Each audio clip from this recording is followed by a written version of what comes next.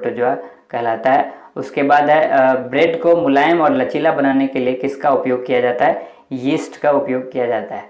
और कृत्रिम सुगंधित पदार्थ बनाने में किसका प्रयोग किया जाता है? Ethyl acetate. उसके बाद है अगला क्वेश्चन, सफ़ेद स्वर्ण किसे कहते हैं? यानी सफ़ेद जो वाइट गोल्ड है वो किसे कहते हैं? प्लेटिनम को कहते हैं, सफ़ेद सोना। मानव शरीर का सबसे बड़ा अंग कौन सा है? तो यह है त्वचा। और उसके बाद यहाँ पर त्वचा का रंग किसके कारण निर्धारित होता है? तो त्वचा का रंग यानी आप देखते हैं कि जो मनुष्य की त्वचा भी डिफरेंट कलर की होती है, किसी की गोरी है, किसी की सांवली है। तो ये जो रंग आता है इस किसके कारण आता है? मेलानिन के कारण आता है। उसके बाद है यहाँ पर किस जीव में परिसंचरण तंत्र नहीं होता है? ये होता है हाइड्रा के। ठीक है, ये इसका जवाब हो जाएगा हाइड्रा।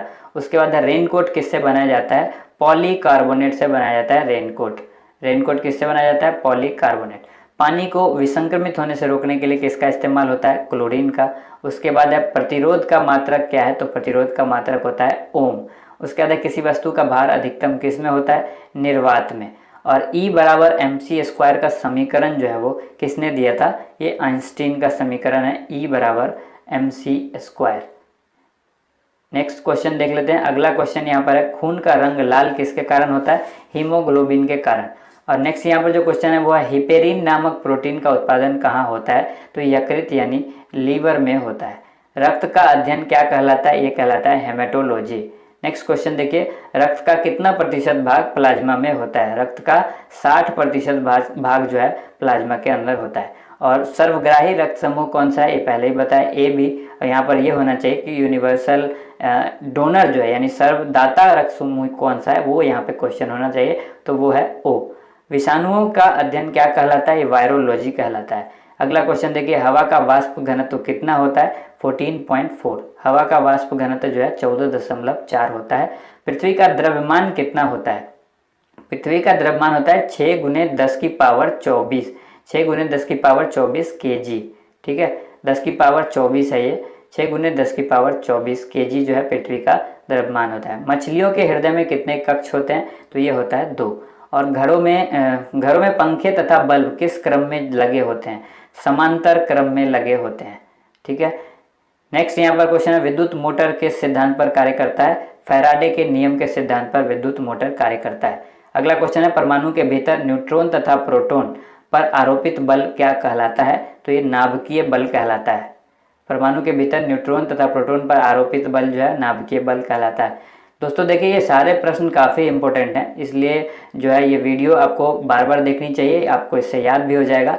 अगला क्वेश्चन देख लेते हैं, पित्त किस में जमा होता है? पित्त जो है वो पित्ताशय में जमा होता है। नेक्स्ट यहाँ पर है, द्रव तथा गैसों में ऊष्मा का स्थानांतरण किस विधि द्वारा होता है? संवहन के द्वारा होता है। मानव शरीर का अंग जिसमें हड्डियों की संख्या सर्वाधिक होती है वो है अंगुली, यानी फिंगर में सर्वाधिक मैक्सिमम बोन होती है फिंगर के अंदर। नेक्स्ट क्वेश्चन यहाँ पर है, मिट्टी के घड़े में किस क्रिया के कारण जल ठंडा रहता है? वाष्पीकरण के कारण। उसके बाद है, मोनोजाइट किसका अयस्क है? थोरियम का अयस्क है मोनोजाइट।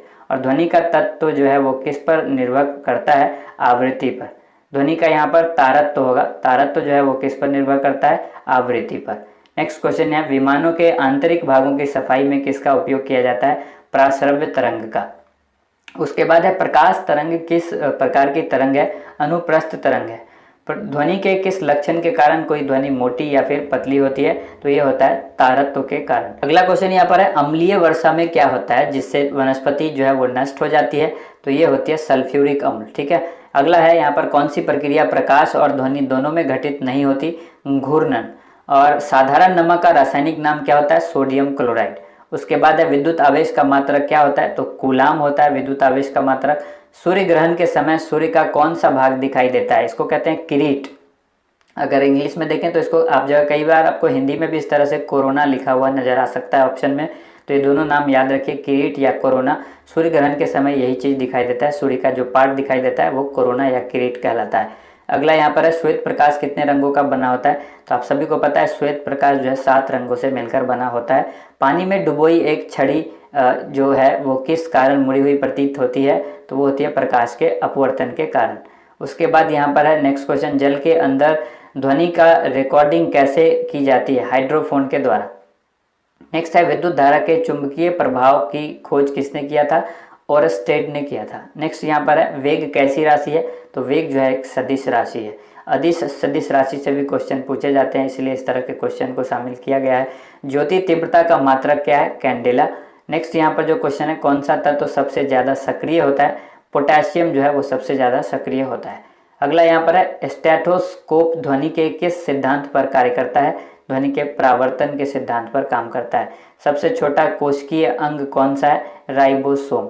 ठीक है, अगला क्वेश्चन देखिए, कवक और बैक्टीरिया जैसे चीज़ों का प्रयोग खरपतवारों को नष्ट करने के लिए किया जाता है, ऐसे जैविक घटक क्या कहलाते हैं, बायोविडिसाइट, बायोविडिसाइट कहलाते हैं। नेक्स्ट क्वेश्चन यहाँ पर है, टॉर्च में किस दर्पण का प्रयोग होता है, अवतल दर्पण का प्रयोग होता है। अगला क्वेश्चन देखिए, पदार्थ के संवेग और वेग के अनुपात से कौन सी भौतिक राशि प्राप्त होती है, तो पदार्थ के संवेग और वेग के अनुपात से जो भौतिक राशि उत्पन्न प्राप्त होती है उसको द्रव्यमान कहते हैं। नेक्स्ट क्वेश्चन देखिए, अगला क्वेश्चन यहाँ पर है, लोहा एवं गंधक का मिश्रण कौन सा मिश्रण है, असमांग मिश्रण कहलाता है। किसका गुणसूत्र संतान में लिंग निर्धारण के लिए उत्तरदायी होता है, तो पुरुष का जो गुणसूत्र होता है उसी पर डिपेंड करता है कि जो बच्चे का जो लिंग होगा यानी वो पुरुष होगा या फिर महिला होगा, यानी मेल फीमेल जो लिंग निर्धारण होगा वो पुरुष के गुणसूत्र के ऊपर डिपेंड करता है। नेक्स्ट यहाँ पर, चंद्रमा पर गुरुत्वाकर्षण का मान पृथ्वी पर के गुरुत्वाकर्षण के मात्रा का कितना भाग होता है, तो चंद्रमा पर जो कोई चीज़ हम ले जाते हैं, जैसे कोई भी वस्तु अगर 10 kg की है ऊपर चंद्रमा पर जाएगी तो 10/6 kg की हो जाएगी, तो 1/6 होता है ये। ठीक है, नेक्स्ट क्वेश्चन देखिए, शून्य में स्वतंत्र रूप से गिरने वाली वस्तुओं का त्वरण क्या होता है, समान होता है। उसके बाद किस विधि द्वारा मिश्रण में उपस्थित घटकों का पृथक्करण किया जाता है, ये किया जाता है क्रिस्टलीकरण के द्वारा।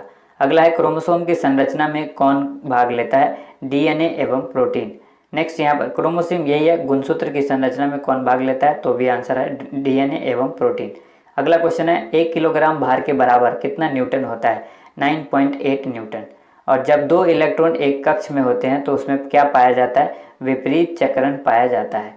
किसके अभाव में बर्फ पर चलना कठिन होता है, घर्षण के अभाव में। अगर घर्षण नहीं होगा तो बर्फ पर चलना बहुत मुश्किल होता है। यही कारण है क्योंकि बर्फ पर घर्षण होता नहीं है तो उसकी वजह से जो है स्केटिंग करने में भी दिक्कत होती है, तो उसके लिए अलग तरह के जूते का इस्तेमाल किया जाता है जिससे घर्षण बना रहे। नेक्स्ट यहाँ पर है, किसका सामान्य नाम न्यूक्लियन है, सामान्य नाम न्यूक्लियन किसका है, तो ये है न्यूक्लियन प्रोटॉन और न्यूट्रॉन का। अगला क्वेश्चन यहाँ पर, मानव शरीर का सबसे व्यस्त अंग कौन सा है, तो यह है हृदय, यानी हार्ट जो है वो सबसे व्यस्त अंग है। कार या बस में ब्रेक लगाने के लिए कौन उत्तरदायी होता है, घर्षण, घर्षण की वजह से ही जो है वो ब्रेक लग पाता है। अगला यहाँ पर है, जो चिड़िया और आकाश में उड़ना न्यूटन की गति के किस नियम से संबंधित है, तो ये तृतीय गति से संबंधित है, न्यूटन की गति का तीसरे नियम से संबंधित है। अगला क्वेश्चन यहाँ पर है, लोहे पर जंग लगना किसका उदाहरण है, ऑक्सीकरण का एग्जाम्पल है।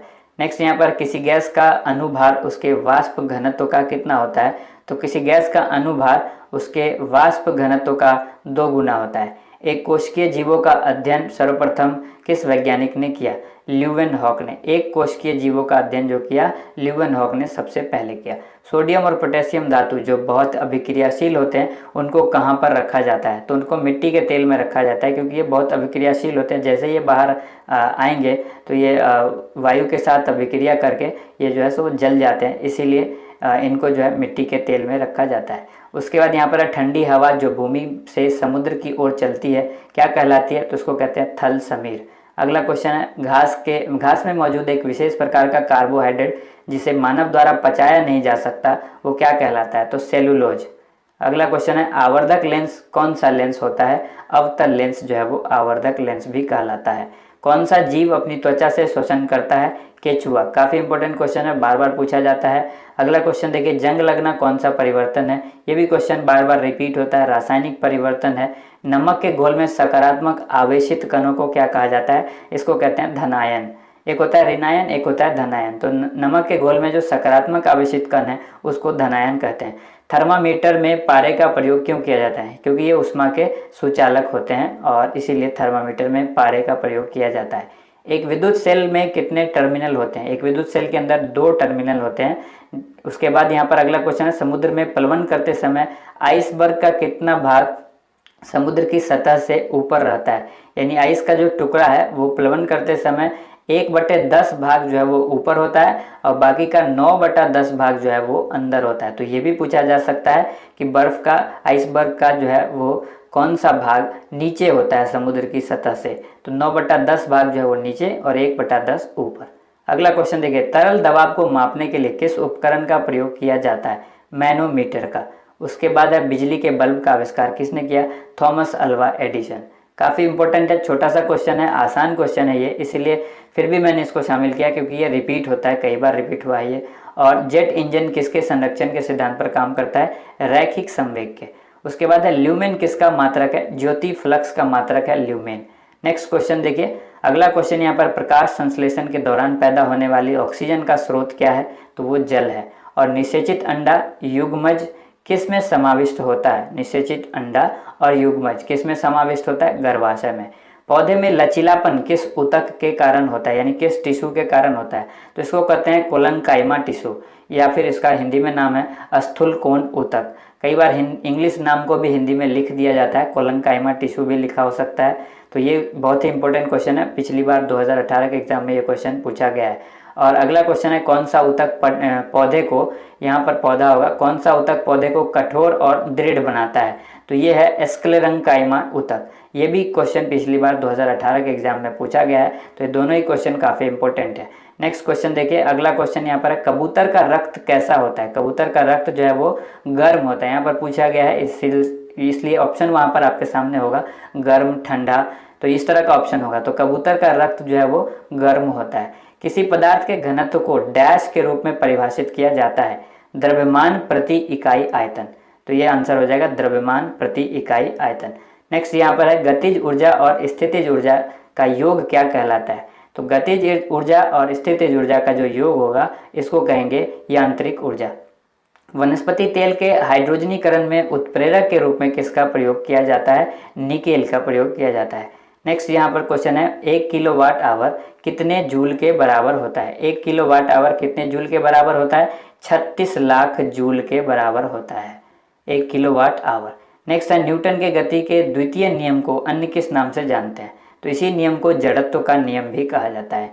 नेक्स्ट क्वेश्चन यहाँ पर है, परमाणु बम में निम्न सिद्धांत कार्य करता है? नाभिकीय विखंडन। परमाणु बम के अंदर नाभिकीय विखंडन का सिद्धांत जो है वो कार्य करता है। पदार्थ की चतुर्थ अवस्था क्या है? प्लाज्मा। ये मैंने आपको पहले भी बताया हुआ है। उसके बाद यहाँ पर है, और ये क्वेश्चन देखिए, पदार्थ की चतुर्थ अवस्था जो है, ये क्वेश्चन आपसे लास्ट बार 2018 के एग्जाम में ग्रुप डी में पूछा भी गया है। 497वां यहाँ पर जो क्वेश्चन है ये है, मधुमक्खी के डंक का इलाज करने के लिए किस घोल का इस्तेमाल किया जाता है? बेकिंग सोडा का इस्तेमाल होता है। मधुमक्खी अगर काट लेती है किसी को तो वहाँ पर जो है बेकिंग सोडा लगाया जाता है, जिससे कुछ राहत मिलती है। अर्धसूत्री कोशिका विभाजन कितने चरणों में होता है? अर्धसूत्री कोशिका विभाजन 2 चरणों में होता है। एक होता है अर्धसूत्री 1 और एक होता है अर्धसूत्री 2।